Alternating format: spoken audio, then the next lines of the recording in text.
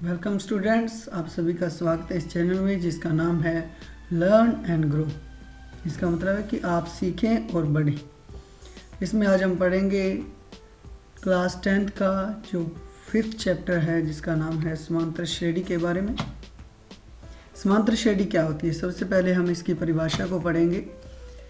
इसमें लिखा है कि एक समांतर श्रेणी संख्याओं की एक ऐसी सूची है जिसमें प्रत्येक पद अपने पद में एक निश्चित संख्या जोड़ने से प्राप्त होता है। ये कोई ना कोई निश्चित संख्या जोड़ी जाती है एक सूची के अंदर। जैसे कि हम एग्जांपल के तौर पे अगर गिनती ले लो 1 2 3 से लेकर 10 तक ले लो, या टेबल्स ले लो। 2 की टेबल्स होगी, 2 का पहाड़ा, 3 का पहाड़ा, 4 का पहाड़ा। इन सभी के अंदर आप देखोगे तो एक संख्या इनमें जुड़ी होगी। 2 के बाद 4 है और 4 के बाद 6 है, तो इनमें गैप देखो, 2 का गैप है। 3 वाले पहाड़े में 3 का गैप मिलेगा, तो ये क्या है? एक निश्चित संख्या है। 2 वाले पहाड़े में 2 एक निश्चित संख्या है, 3 वाले पहाड़े में 3 एक निश्चित संख्या है। तो इस निश्चित संख्या को क्या कहते हैं? समांतर श्रेणी में सारवंत्र कहते हैं इसे। ठीक है, तो निश्चित संख्या समांतर श्रेणी का सारवंत्र है। तो इनको जोड़ने पर जो हमें एक सूची प्राप्त होगी वो होती है समांतर श्रेणी। आगे हम कुछ फैक्ट्स पढ़ेंगे। सेकंड है कि एपी के पहले पद को A1 से हम प्रदर्शित करते हैं, दूसरे को A2 से, और nवें पद को, पहला हो गया A1, दूसरा हो गया A2, और nवां जो पद होगा, हम नहीं जानते nवां कौन सा है, उसको हम लिखेंगे AN नाम से। और सार्वअंतर जो है उसे हम लिखते हैं D से व्यक्त करते हैं, D लिख के। आगे हम सम करेंगे तब हम इसे पढ़ेंगे किस तरह से किया जाता है इसे। इसके बाद है, देखो लिखा कैसे जाता है एपी को। जो अरिथमेटिक प्रोग्रेशन है यानी समांतर श्रेणी है, एपी का मीन्स यही है। तो इसे हम लिखते हैं A1 A2 A3 A4, इस तरह से लेकर AN तक। जैसा कि दूसरे फैक्ट में दिया था, पहले पद को A1 से, तो यहाँ पर हम देखते हैं A1 और उसके बाद A2 A3 A4, इस रीति से हम देखते हैं। उसके बाद देखो अगला है, इसको हम व्यापक रूप में, जनरल फॉर्म कौन सी है? A1 को हम A लिख सकते हैं, A2 को हम लिख सकते हैं A प्लस D, यानी A के अंदर कुछ D मतलब सार्वअंतर जोड़ा गया है। A plus 2D means A के अंदर D को दुगना कर दिया, तो कौन सा पद बन गया? A3 बन गया। उसके बाद A4 यानी चौथा पद कैसे बना है? A प्लस 3D से। A plus D, A plus 2D, A plus 3D, और इसमें हम क्या देखते हैं? A plus N minus D। तो इसे देखेंगे, हम कुछ सम करेंगे 5.1 की।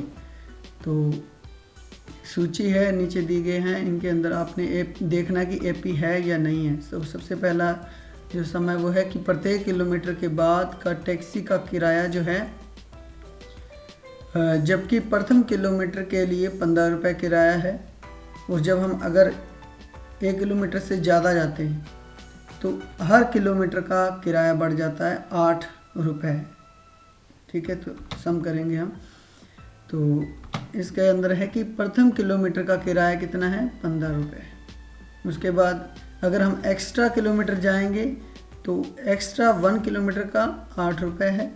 तो हम श्रृंखला किस रीति से बनाएंगे? पहला यानी A1 कितना है? 15 है। उसके बाद 15 में 8 जोड़ो कितने हो जाएंगे? 23। 23 में 8 जोड़ो कितने हो जाएंगे? 31। 31 में 8 जोड़ो कितने हो जाएंगे? 39। यानी 8 क्या है? Common difference. तो A क्या है? 15। अब हम D देखेंगे कितना है। D यानी सारवंत। तो A2 माइनस A1, A2 मतलब दूसरे पद में से हम, A1 मतलब पहला पद, दूसरे में से पहला क्या है? दूसरा पद कौन सा है? 23। 23 में से हम 15 घटा देंगे, कितना आ जाएगा? 8। उसके बाद हम D2 दूसरा डिफरेंस निकालेंगे अगली वाली संख्याओं का। तो हम निकालेंगे कि A3 में से A2 यानी 31 में से 23 घटाएंगे, कितना आएगा? 8। तो हम दोनों के अंदर देख लिया। अब तीसरा जो है वो है A4 में से A3, 39 में से 31 घटा दिया तो भी कितना आया? 8। तो D1 D2 D3 तीनों क्या आ रहे हैं? 8 8 आ रहे हैं, क्योंकि सभी अंतर जो हैं वो क्या हैं? समान है, तो इसलिए ये क्या है, सूची क्या है, एक समांतर श्रेणी यानी AP। पहला सम हो गया, उसके बाद दूसरा करेंगे। इसमें लिखा है किसी बेलन में उपस्थित हवा की मात्रा, कोई बेलन के आकार का डिब्बा मान लो, उसके अंदर क्या है, हवा की मात्रा।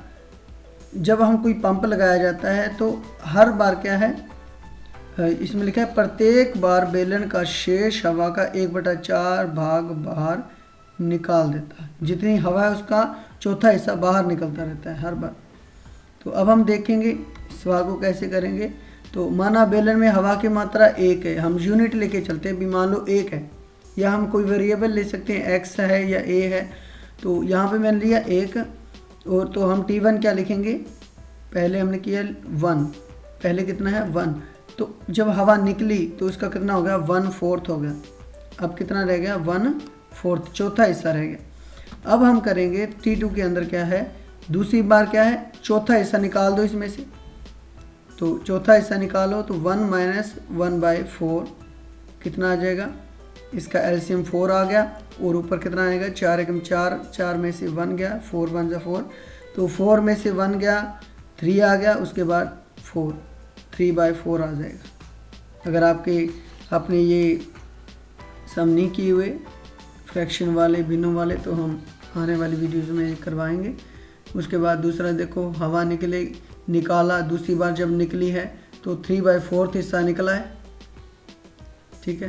तो हम एक्चुअल में 3/4 से 1/4 भाग हो रहा है, 1/4 नहीं 4 भाग हो रहा है, पर जब हम मल्टीप्लाई का निशान लगाएंगे तो ये क्या आ जाएगा, 1/4। तो हम 3/4 को 1/4 से 1/4 से मल्टीप्लाई करेंगे तो कितना आ जाएगा, 3/16।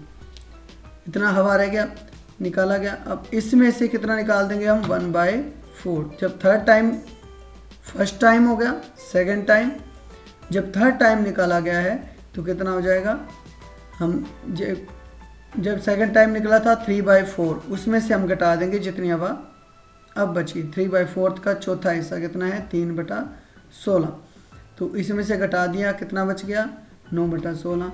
थर्ड टाइम इसका 1/4 किया, उसी का चौथा हिस्सा क्या बनेगा, 9/9/64, 9/64 बनेगा। तो अब देखते हैं आगे। तो जब फोर्थ टाइम निकाला गया, फोर्थ टाइम जो शेष बची हुई थी थर्ड टाइम वाली 9/16 वाली, उसमें से हम 9/64 घटा देंगे तो कितना आ जाएगा, 27/64। तो ये श्रृंखला बन गई है, एक AP बन गई है। पहला क्या है, फर्स्ट टाइम से लेंगे हम 1, उसके बाद कितना है 3/4, उसके बाद 9/16, 27/64, ठीक है। तो ये एक AP बन गई है। अब हम देखेंगे डिफरेंस। तो पहला डिफरेंस कितना आएगा, दूसरी में से पहली घटा, तो 3/4 में से 1 गया, -1/4।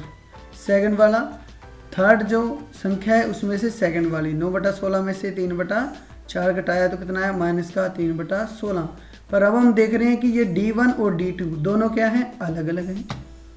तो जो सार्वंतर सेम नहीं है तो ये क्या है, AP नहीं हो सकती। उसके बाद हम करेंगे थर्ड सम। तो इसमें लिखा है प्रत्येक मीटर की खुदाई के बाद एक कुआं खोदने में लागत, जबकि प्रथम मीटर खुदाई की लागत 150 रुपये है। अगर एक पहले मीटर में 150 रुपये है और आगे जैसे जैसे एक एक मीटर बढ़ती जाती है तो 50-50 रुपये बढ़ते जाते हैं। तो हम देखेंगे आंसर में, पहला जो प्रथम की कितनी है, 150, उसके बाद दूसरे मीटर की लागत कितनी है, 150 + 50, 50 जुड़ गया। उसके अंदर तीसरे में क्या होगा, 50 जोड़ देंगे हम, तो 250 हो गया। अब इसके अंदर AP क्या बन गया, श्रृंखला क्या बन गई है, पहली 150, 200, 250, 300, 350, 50-50 बढ़ते जाएंगे।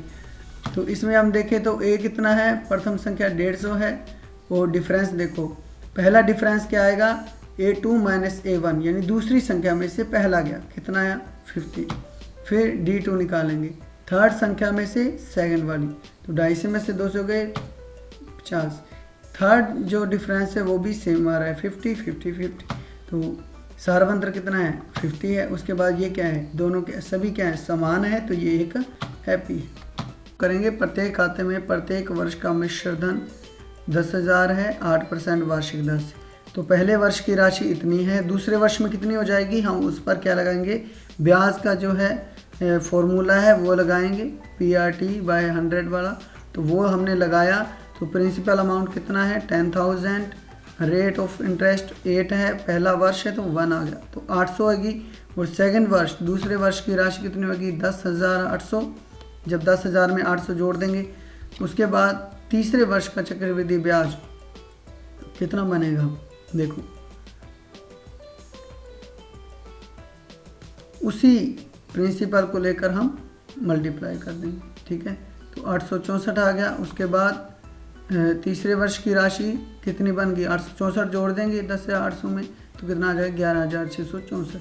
तो इसकी एक क्या बन गई, AP बन गई 10,000, 10,800, 11,664। तो इसमें हम देखें तो A कितना है, पहली संख्या 10,000 है। अब डिफरेंस देखो, दूसरे में से पहला गया 800, दूसरा डिफरेंस निकाला तो थर्ड में से सेकंड गया 864। अब ये डिफरेंस जो है अलग अलग हैं, तो क्या हो गया, ये सारा अंतर समान नहीं है, ये AP